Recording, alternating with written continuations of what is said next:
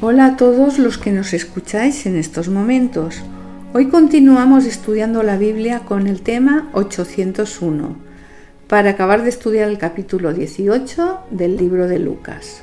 Como siempre, le damos la palabra a Francisco.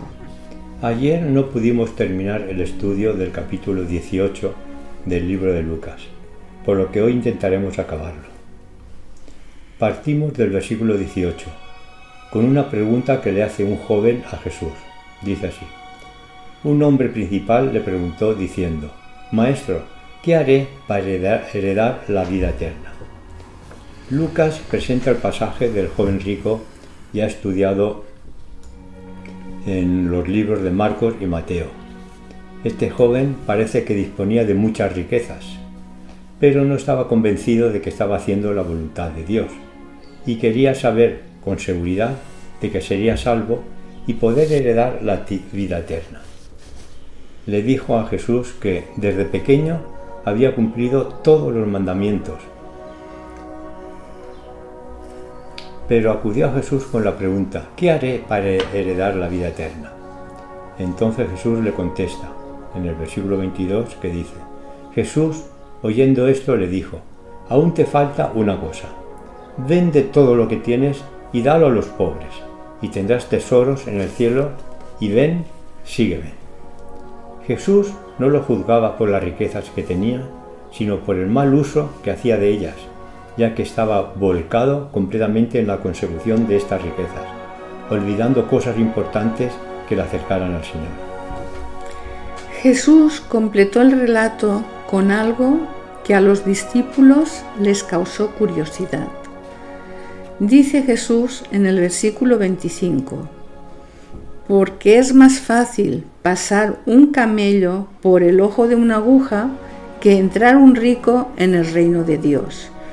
Como siempre, Pedro, el portavoz del grupo, queriéndose asegurar el futuro, le pregunta a Jesús, versículo 28: He aquí, nosotros hemos dejado nuestras posesiones y te hemos seguido. Jesús no tardó en responder al grupo, pero también a nosotros mismos.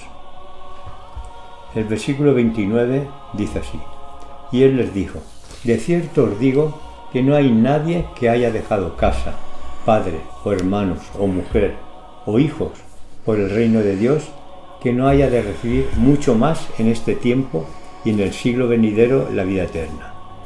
La promesa no es solo para recibir la vida eterna, pues Jesús dice que también en este tiempo tendrán recompensa. En los versículos del 31 al 34 podemos ver una de las confesiones que Jesús realiza a sus discípulos, para que vayan pensando en su muerte y los preparativos que tendrían que hacer, con el fin de afrontar todos los proyectos que Jesús tenía para ellos. Dicen los versículos 31, 32 y 33. Tomando Jesús a los 12, les dijo: He aquí, subimos a Jerusalén, y se cumplirán todas las cosas escritas por los profetas acerca del Hijo del Hombre. Pues será entregado a los gentiles, y será escarnecido, y afrentado, y escupido, y después que le hayan azotado, le matarán, mas al tercer día resucitará. Y nos dice el versículo 34: pero ellos nada comprendieron de estas cosas, y esta palabra les era encubierta, y no entendían lo que se les decía. Los discípulos, a pesar de todo lo que Jesús le había hablado, como tenía sus ideas tan arraigadas sobre la venida de Jesús como Mesías, el cual iba a librar a los judíos de la opresión extranjera y volver al gran territorio que ocuparon a la entrada de Canaán, no entendían o no querían entender lo que Jesús les estaba diciendo. El último pasaje de este capítulo 18 está dedicado a la sanación de un ciego, ya estudiada en el libro de Mateo 20-29. Dicen los versículos 35, 36 y 37. Aconteció que, acercándose Jesús a Jericó, un ciego estaba sentado junto al camino mendigando, y al oír a la multitud que pasaba, preguntó qué era aquello, y le dijeron que pasaba Jesús Nazareno.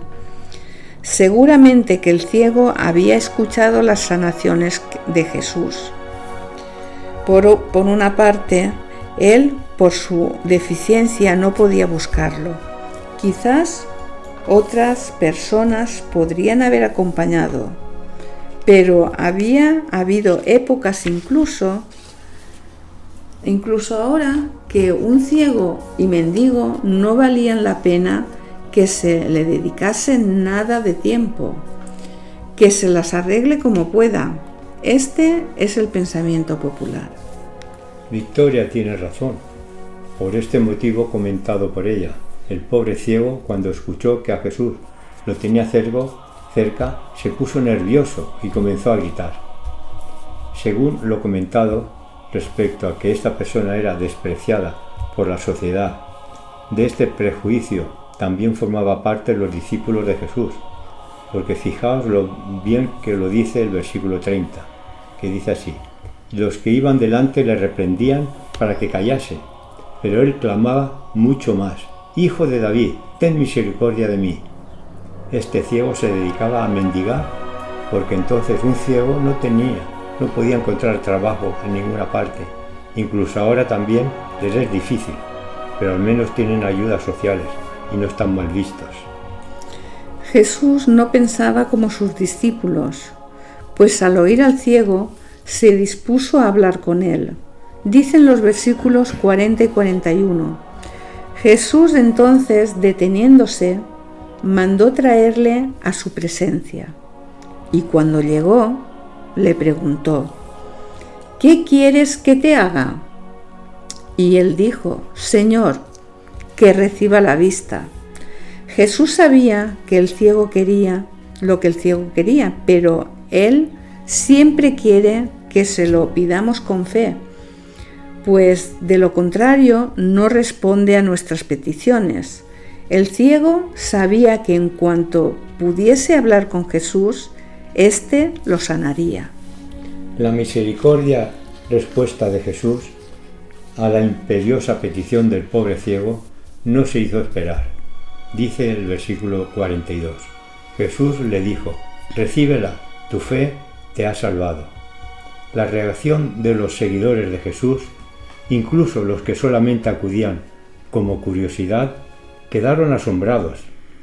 Podemos verlo en el último versículo de este capítulo 18, que dice así: y luego vio y le seguía, glorificando a Dios, y todo el pueblo, cuando vio aquello, dio alabanza a Dios. Todos los que tenían el privilegio de ver los milagros de Jesús y oírle quedaban alucinados. Bueno, todos no, pues a los fariseos y a los escribas ya se encargaba el enemigo de entorpecer las predicaciones de Jesús.